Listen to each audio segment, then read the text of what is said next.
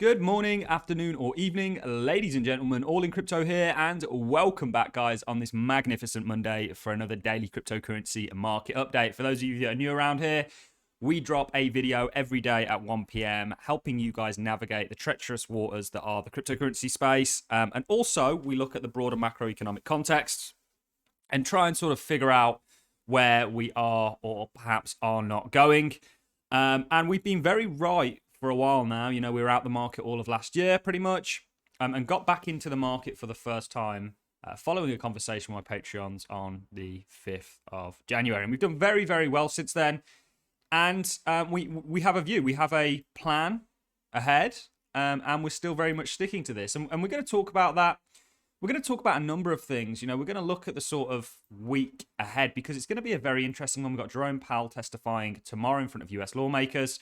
Friday, we've got the non-farm payroll. We've got loads of things going on. We did cover this in yesterday's video.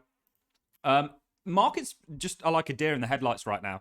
They don't know what the hell to do until we get that macro data. And whilst there's that uncertainty, they're going to lean towards downside. That's my opinion until we get something definitive. But I do want to cover all that. But I just want to start, you know, this was an article from Tether Strikes Back at Wall Street Journal. There seems to be a coordinated attack right now since the start of the year, not just from the regulators, but the kind of mainstream media on crypto. And there's a couple of things I want to highlight. First of all, and I'm going to play this clip of Brian Armstrong talking on Bloomberg Crypto about what's going on at the moment. But I just want to remind people, and I just want to say this, and I'm going to say this with as much assertiveness as I possibly can and as much confidence behind me as I possibly can. The greatest opportunity of your lifetimes is right before you, and it is within the cryptocurrency space and being an investor within it. Now, I'm committed to make videos every day to help, you know, people wherever I can capitalize off this. And also, I do have a Patreon. If anybody's interested in joining the Patreon, there's a link in the description. You can always join for 1 month. If it's not for you, it's not for you. But we've been killing it over the past couple of years now. And I believe we're going to continue to do so. And the Patreon's very much a new thing. But we've made a lot of right calls. Ultimately, we will make wrong ones. We're not perfect. Anybody that tells you they are has never or doesn't really understand the game of investing and speculating on markets. But honestly, guys, the greatest opportunity of your lifetimes is in front of you. Every single thing is going to be ran on the blockchain that's financial. And the reason being is because it's just simply better to do so. It's a evolution of the system, and blockchain is at the core of it. I want to play this clip of Brian Armstrong. We'll talk a little bit more about it, and then we're going to get into everything going on. We know the macro at the moment. Since the start of Feb, we've been covering it. We've been one of the only channels that's really truly understood all of this. And it's what allowed me and you guys, hopefully, to stay safe last year and, you know, to make the sort of decisions that we have. Because we've had to take the crypto blinkers off and look around us and go, okay, this is going on and this is having a bearing on our market, and look at the correlation. So let's play this clip of Brian, and then we're going to get into it all. Everybody from, you know, JP Morgan, Visa and MasterCard, Franklin Templeton, they have projects and teams internally working on how to integrate crypto into their services. And I think the reason for that is that, you know, 80% of Americans are not happy with the current financial system as it is today. They think it's too slow, the fees are too high, it doesn't serve everybody equally. And a lot of the technology was built 40 years ago, the laws were 100 years ago. And so people are really excited about how crypto as a technology can help improve and update the financial system. And that's why we're here at Coinbase. We want to make sure that we enable that as well. When we became a public company, we explained to the SEC in our S1 filing and in dozens of meetings that we've had with the SEC, I think we work pretty collaboratively with them. We've explained our business to them many times, including in our S1, and, you know, they approved us to become a public company. So we'll continue working with regulators all over the world about where the boundaries are on what's a commodity, what's a security, or what is something else. Look at what's happening with AI, right? That's an important technology trend where it's becoming a matter of national security, right? That some of these things are built in the US. Or we saw it in the past with 5G or with semiconductors. And so if we have this really powerful technology, cryptocurrency, that has the potential to update the financial system and improve it in so many ways, how can we sit on the sidelines in America and say, oh, okay, well, we're going to let the EU pass comprehensive legislation, and so it'll be built there, and we're going to let the UAE and London and Singapore and Hong Kong. I mean, this is America. We need to be a technology hub. We need to be a financial hub. And the future of this industry needs to be built right here in America. Amen. Now, I'm not American, but America needs to pull its finger out, and what they're doing, and I've said this, I think Sam Bankman-Fried was a Trojan horse. I think he was set up to fail. Look at the sort of shoulders. He was rubbing shoulders with some of the biggest criminals in the world that still, get praised. Anyway, I don't want to go down that dark, deep rabbit hole, but I feel like there's an attack very much on Binance. They're trying to get rid of the competition for their own benefit, basically.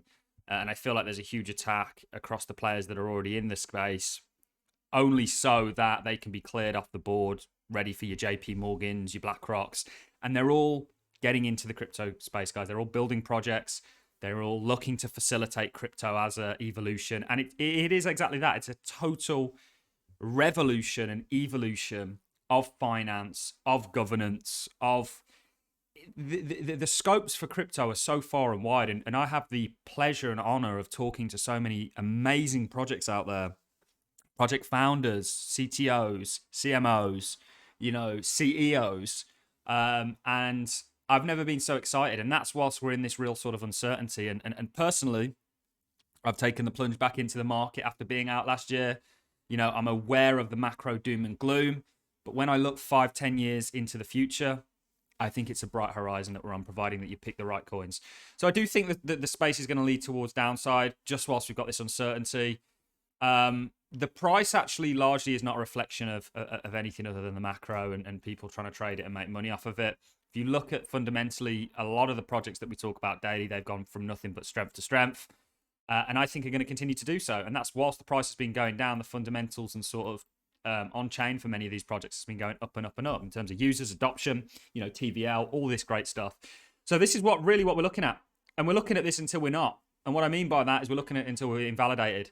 And I still very much think, despite all the doom and gloom bears, frothing at the mouth right now, that we do see 30K and above very soon, providing that we get the data that we need.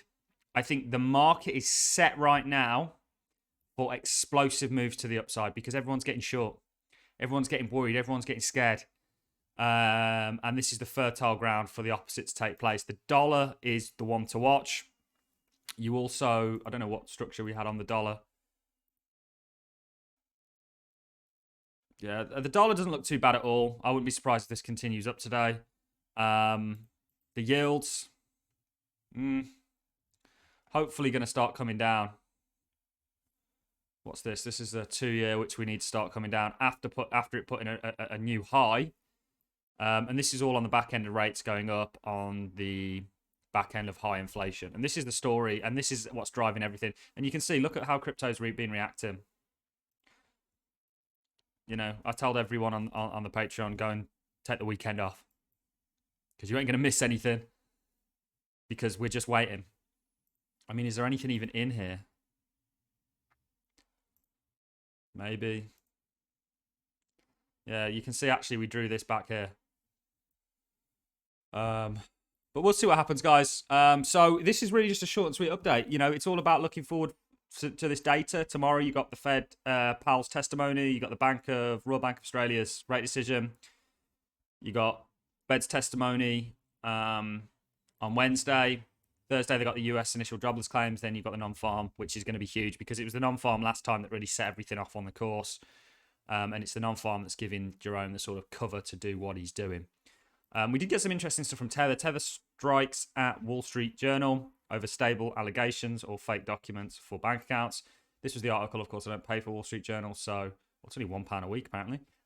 Non-advertised. I'm not shilling these guys at all. I'm just saying this was the article. Crypto company behind Tether used falsified documents and shell companies to get bank accounts. It's probably because it's not regulated. And this is the thing. What Brian's saying is so many people. The only thing stopping crypto from mass adoption somewhere like the US or the rest of the world is regulations. Once you get those regulations, this industry goes from 1 trillion to the tens of trillions.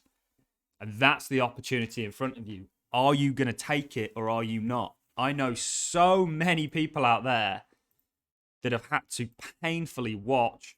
And we were on this, guy, by the way, guys. We even bought here. And I can testify to all that with my Patreons before this move. So many people had to miss out on this. Altcoins, 100%, 200% up.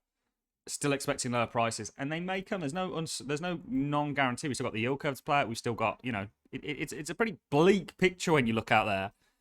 But I think crypto stands a damn good chance of climbing this wall of worry where it's at.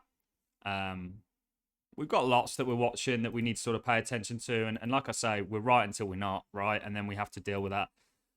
But I personally don't think it's going to be long at all before you do something like this and start to make your way. But that's what I'm looking for. Anyway, that's all I've got for you in this video, guys. You enjoyed the content, like, as always, appreciate it as a comment. And I'll catch you all in the next one. Thanks a lot for watching, ladies and gents. See you in the next.